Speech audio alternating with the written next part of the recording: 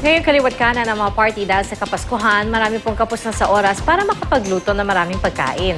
Kaya naman para po iwas stress, bakit po hindi subukan maghanda ng mga bite size o pagkain makakain kahit walang plato o kubyertos na tipid oras na menos gastos pa. Narito po ang mainit na balita.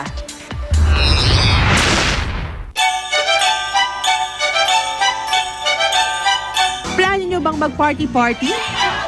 Abay gawing hassle-free ang paghahanda ng inyong menu with these bite-sized party recipes.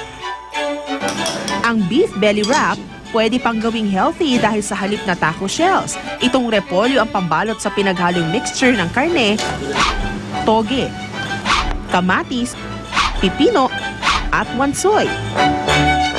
Ang ordinaryong hard-boiled egg naman, pwede raw maging gourmet recipe. Boiled na siya, i-deep fry lang natin siya with 5 to 7 minutes para mag-brown lang yung pinaka-external niya. Matapos iprito ang itlog, lagyan ito ng tamarind sauce at wansoy. Lahat siya easy to eat, with hands lang kaya siya.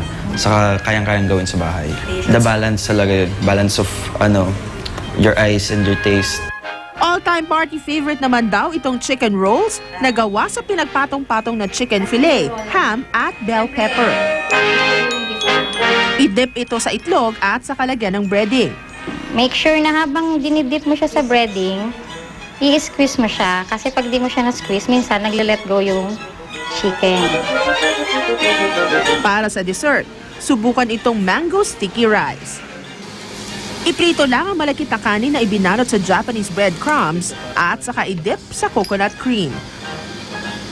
Perfect partner nito ang matamis na mangga para iwas umay. Tiyak namang mag-e-enjoy ang mga chikiting sa mga biscuit na ito na mukhang si Santa Claus.